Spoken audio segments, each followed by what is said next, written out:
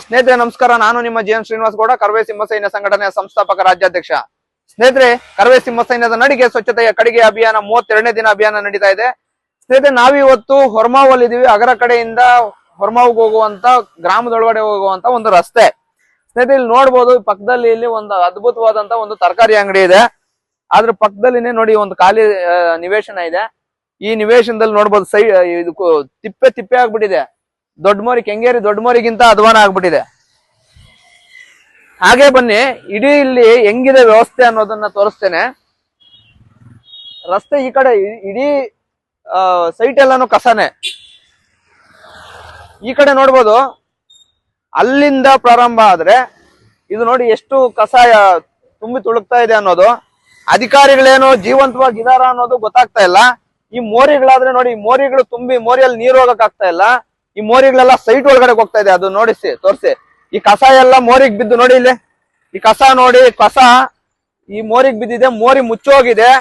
ಇಲ್ಲಿನ ಎ ಡಬ್ಬಲ್ಲಿ ಮೋರಿ ಕೆಲಸ ಮಾಡ್ಸೋದಕ್ಕೆ ಆಗ್ದಿರ ಅದ್ ಏನ್ ಮಾಡ್ತಿದಾರೋ ನನ್ಗಂತೂ ಅರ್ಥ ಆಗ್ತಾ ಇಲ್ಲ. ನೋಡಿ, ಇಡೀ ಇದು ಎಷ್ಟಿದೆ ಅಂದ್ರೆ ಒಂದು 3-4 ಸೈಟು ಪೂರ್ತಿ ಕಸಾನೆ. ಸ್ವಲ್ಪ ಜೂಮ್ ಮಾಡಿ ಅದನ್ನೆಲ್ಲ. ಯಾಕಪ್ಪ ಇಲ್ಲಾಗ್ತಾ ಇದೆಯಾ?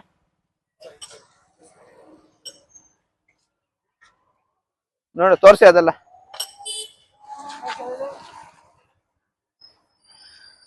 ಈ ಕಡೆ ಬನ್ನಿ.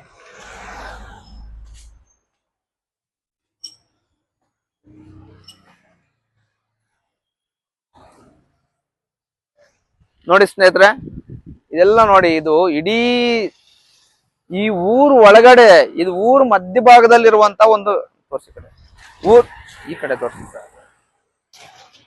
ಊರು ಮಧ್ಯಭಾಗದಲ್ಲಿ ಇರುವಂತ ಒಂದು ಈ ಕಸದ ರಾಶಿಗಳು, ತಿಪ್ಪೆಗಳು. ಇಲ್ಲಿನ ನಾಗರಿಕರು ಏನಾಗಿದಾರೋ ಗೊತ್ತಿಲ್ಲ. ಆ ನಾಗರಿಕರು ಕೂಡ ಇಲ್ಲಿ ತಗೊಂಬಂದು ಕಸ ಹಾಕ್ತಾರೆ. ಇಲ್ಲಿ ಜನ ಹೇಳೋದೇನಂದ್ರೆ, ಯಾವಾಗ್ಲೂ ಬರುತ್ತೆ, ಯಾವಾಗ್ಲೂ ಬರೋದೇ ಇಲ್ಲ ವಾಹನ ಅಂತ ಹೇಳ್ತಿದ್ದಾರೆ. ಇಲ್ಲಿ ಸುಮಾರು ಜನ ಕಂಪ್ಲೇಂಟ್ಸ್ ಇಲ್ಲ. ಮುಂದ್ಗಡೆ ದೊಡ್ಡ ಐಷಾರಾಮಿ ಆದಂತ ಒಂದು ಬೃಹತ್ ಅಪಾರ್ಟ್ಮೆಂಟ್ ಇದೆ. ಈ ಕಡೆ ಅಪಾರ್ಟ್ಮೆಂಟ್ ಈಗ ಕಟ್ಟಡ ನಿರ್ಮಾಣ ಆಗಿದೆ. ಆದ್ರೆ ಇಲ್ಲಿನ ಅಧಿಕಾರಿಗಳು ಜೀವಂತವಾಗಿದ್ದಾರಾ? ಇಲ್ಲಿನ ಏನು ಜನಪ್ರತಿನಿಧಿಗಳು ಏನಾಗಿದ್ದೀರಿ? ಮುಂದೆ ಕಾರ್ಪೊರೇಟರ್ ಆಗ್ಬೇಕು, ನಾನು ಅದಾಗ್ಬೇಕು, ಇದಾಗ್ಬೇಕು ಅನ್ನೋರು ಏನಾಗಿದ್ದೀರಿ? ಯಾಕೆ ಇದೆಲ್ಲ ಕಾಣಿಸೋದಿಲ್ವಾ? ಏನಕ್ಕೋಸ್ಕರ ನೀವು ಮುಂದೆ ಈ ಜನರ ಮಧ್ಯೆ ಬರ್ಬೇಕು ಅನ್ಕೊಂತ ಇದ್ದೀರಿ?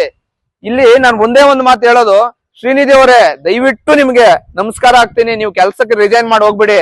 ಜನರ ಬದುಕು ಬಹಳ ಆರೋಗ್ಯದ ಮೇಲೆ ತುಂಬಾ ಗಂಭೀರವಾದಂತ ಪರಿಣಾಮ ಬೀಳ್ತಾ ಇದೆ. ಸಾಂಕ್ರಾಮಿಕ ರೋಗಗಳು ಬಂದು ಜನ ಸಾಯುವಂತ ಪರಿಸ್ಥಿತಿ ಇದೆ. ನೀವ್ ಇವತ್ತು ಕೃಷ್ಣ ಬೈರೇಗೌಡರು ಕೇಳಂಗಿಲ್ಲ, ಯುಟಿ ಖಾದರ್ ಕೇಳಂಗಿಲ್ಲ. ಇಲ್ಲಿನ ಅಧಿಕಾರಿಗಳು, ಎ ಡಬ್ಬಲಿಗಳು, ಈ ಕಮಿಷನರ್ಗಳು ಯಾರೋ ಕೇಳಂಗಿಲ್ಲ. ಇಲ್ಲಿನ ವ್ಯವಸ್ಥೆನೆ ಹದಗೆಟ್ಟೋಗ್ಬಿದೆ. KR-ಪುರಂ ಇಡೀ ಇವತ್ತು ಕರ್ನಾಟಕ ದೇಶ ನೋಡುವಂತ ಪರಿಸ್ಥಿತಿಗೆ KR-ಪುರಂ ಬಂದ್ಬಿಟ್ಟಿದೆ. ದಯಮಾಡಿ ನಿಮ್ಗೆ ನಮಸ್ಕಾರ ಮಾಡ್ತಾ ಇದ್ದೀನಿ. ಬಂದು ಕೂಡ್ಲೇ ಇದನ್ನ ತೆರವು ಮಾಡಿಸಿಲ್ಲ ಅಂದ್ರೆ ಇದೇ ಕಸ ತಗೊಂಬಂದು ನಾನು ಯಾವ ಕಚೇರಿಗೆ ಬರ್ತೀನೋ ಗೊತ್ತಿಲ್ಲ, ನಿಮ್ಮ ಚೇಂಬರ್ ಅಲ್ಲಿ ಇಡ್ತೀನಿ. ನನ್ನನ್ನು ಅಷ್ಟು ಈಸಿಯಾಗಿ ತಿಳ್ಕೊಬಿಡಿ. ನಿಮ್ ಚೇಂಬರ್ಗೆ ನಾನು ಕಸದ ಮೂಟೆ ತಗೊಂಡ್ಬರ್ತೀನಿ.